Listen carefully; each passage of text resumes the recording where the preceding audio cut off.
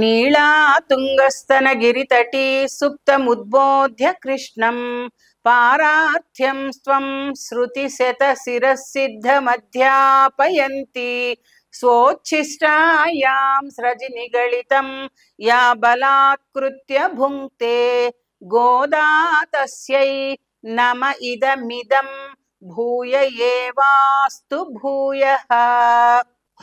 ఆండాళ్ తల్లి అనుగ్రహించిన ధనుర్మాస వ్రతంలో ఈ రోజున తిరుప్పావైలోని 9వ గోపిక మేల్కొల్పబడుతూ ఉన్నది. ఇవాళ్ళటి 14వ పాసురంలో ధ్యానావస్థలో ఉన్నటువంటి గోపికలు మేల్కోవడం అనేది చెప్పుకుంటున్నాం కదా. ధ్యాన దశ నుండి బయటి ప్రపంచంలోకి వచ్చిన మనస్సులలో కృష్ణ స్మరణ అనేటటువంటిది చెదరకుండా ఉంటుంది అనేటటువంటిది మనకు అమ్మ దర్శింపచేస్తూ ఉన్నది. ఎలాగా అంటే పగటి వెలుగులా ఉంటుంది, ఏదైనా చక్కగా కనిపిస్తుంది, ప్రత్యేకించి దీపం అక్కరలేదు, సూర్యుడే ఉన్నాడు ఆకాశంలో. అట్టి యోగ్యత కలిగినటువంటి 9వ గోపికను ఈనాడు మన అమ్మ ఆండాళ్ తల్లి మేల్కొల్పుతూ ఉన్నది. ఊరి వాళ్ళందరినీ కూడా ఒక తాటి మీద నడిపించగలిగినటువంటి సమర్థురాలైనటువంటి గోపికగా ఈ 9వ గోపబాలిక చెప్పబడుతూ ఉన్నది. మాట్లాడగలిగినటువంటి చాతుర్యమున్న ఈ గోపిక ఏం చేసిందంటే అందరికీ ఏం చెప్పింది, వ్రతం కోసం అందరికన్నా ముందు నేనే లేచి వచ్చి మిమ్మల్ని అందరినీ మేల్కొల్పుతాను అని వాగ్దానం చేసింది. ఆ మాట మరిచిపోయి చక్కగా నిద్రిస్తూ ఉన్నది. అలా ఒళ్ళు మరిచి ఆదమరిచి నిద్రిస్తున్నటువంటి ఆ గోపికను మేల్కొలుపుతూ చేసిన ప్రతిజ్ఞను విస్మరించింది కదా, ఆ దాన్ని ఆమెకు తెలియచెప్తూ మేల్కొల్పుతూ ఉన్నారు. ఇక్కడ ఉన్నటువంటి గోపిక ఇంట్లో పెద్ద ఇంటి వెనక పెద్ద తోట ఉండడం అనేది కూడా చెప్పబడ్డది. ఆ తోటలో దిగుడు బావి కూడా ఉంది అని చెప్తూ అందులో ఉన్నటువంటి కలువలు తామర పూలు ఏ స్థితిలో ఉన్నాయి అని చెప్పడం కూడా మనకు తెలుస్తూ ఉన్నది. కలువలు తెల్లవారితే ముడుచుకుపోతాయి, కమలాలు సూర్యరశ్మితో విచ్చుకుంటుంటాయి చక్కగా. వాటిని తన్మయత్వంతో అనుభవిస్తూ ఇతర విషయాలన్నీ మర్చిపోయినటువంటి గోపికను మనకిక్కడ తెలుపుతున్నారు. భగవద్ అనుభవం అనేటటువంటిది పొందగలిగినటువంటి యోగులుగా చెప్పబడే గోపికలను మేల్కొల్పడం అనేటటువంటిది ఏదైతే ఇక్కడ చేస్తున్నారో ఆ భగవద్ అనుభవం అనేటటువంటి దాన్ని మనకు కూడా అటువంటి శక్తిని ప్రసాదించమని ప్రార్థించడమే ఇక్కడ చెప్పబడుతూ ఉన్నదన్నమాట.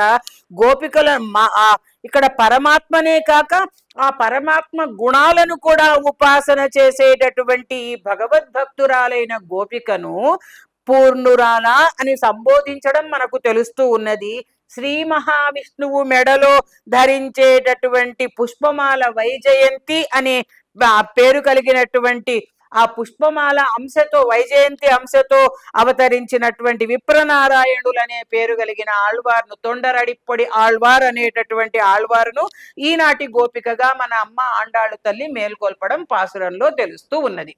ఉంగళ్ పుழக்கடை தோட்டத்துவாவியுள் செங்கழு நீர்வாய் நெகிழிந்து ஆம்பல்வாய் கும்பினகான் செங்கல் பொடி கூரை வெண்பல் தவத்தவர் தங்கள் திருக்கோயில் செங்கிடுவான் போகின்றார் எங்களை முன்னம் எழுப்புவான் வாய் பேசும் நங்காய் எழுந்திராய் நாணாதாய் நாவுடையாய் செங்கொடு செக்கரம் ஏந்துந்தடக்கையன் பங்கையக்கணானை పాడేలోర్ ఎంపావాయ్.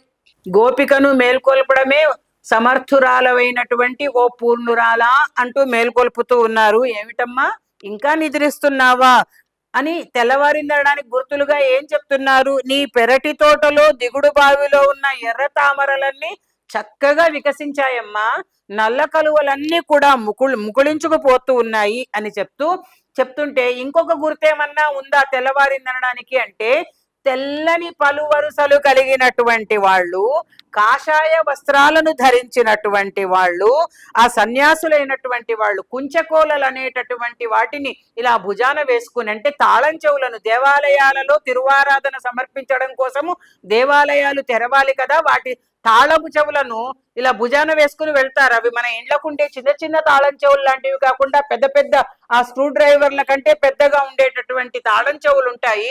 వాటిని ఇలా భుజాన వేసుకుని చేతిలో పట్టుకుని పోలేనంత బరువు ఉంటాయి అవి, వాటిని తీసుకుని వెళ్తున్నారు అని చెప్తూ వారి వారి దేవాలయాలలో భగవదారాధనను సమర్పించడానికి వెళ్తున్నారమ్మా అంటూ చెప్తున్నారన్నమాట. తెల్లని పలువరుస కలిగిన వాళ్ళు అని చెప్పడం ఏదైతే ఉందో వాళ్ళు తీసుకునేటటువంటి సాత్వికమైన ఆహారాన్ని సూచించడం ఒకటి కాగా, కాషాయ వస్త్రాలు అంటూ జేగురు రాళ్ల పొడితో తడిపినటువంటి వస్త్రాలు అని చెప్పడము వాళ్ళలో ఆ వైరాగ్య భావన అనేటటువంటి దాన్ని మనకు దర్శింపచేయడం అనేది ఒకటి తెలుస్తూ ఉన్నది.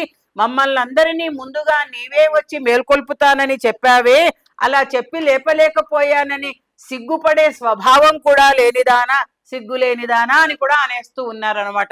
సిగ్గుపడే స్వభావం లేనిదానివమ్మా నీవు అని అంటూ ఓ పరిపూర్ణురాలా అంటూ మేల్కొల్పుతున్నారు. వచ్చి ఏం చేయాలంటే ఇక్కడ శంఖ చక్రాలను ధరించినటువంటి వాడు ఆజానుబాహుడు అయినటువంటి స్వామిని మేల్కొల్పాలి, స్వామిని పాడాలి. సెంగొడు చక్కరం ఏందు తడక్కయ్యన్ పంగయ్యక్కన్నానై ఆ పుండరీకాక్షుడైనటువంటి స్వామి ఉన్నాడు కదా, అటువంటి స్వామిని పరమాత్మతో ఎప్పుడు కూడా నిత్య సంబంధం కలిగి ఉండేటటువంటి ఆయుధాలు శంఖచక్రాలు అనేటటువంటివి, విశాలమైనటువంటి బాహువులు కలిగినటువంటి వాడు ఆ స్వామి. అటువంటి స్వామిని పాడాలి కాబట్టి నీవు లేచి రావాలి తల్లి అంటూ మేల్కొల్పుతూ ఉన్నారు. శ్రీరంగ క్షేత్రంలో శ్రీరంగనాథ స్వామికి అరంగత్తమ్మ పళ్ళి ఎడుందరుళాయే అంటూ మధురమైనటువంటి సుప్రభాతాన్ని అందించినటువంటి తొండరడిప్పొడి ఆళ్వార్ అనేటటువంటి ఆళ్వార్ను అంతర్గతంగా భావిస్తూ గోపికను మేల్కొమ్మని ఈ పాసురంలో ప్రార్థిస్తూ ఉన్నారు. ఆండాళ్ దివ్య తిరువడిగళే శరణం.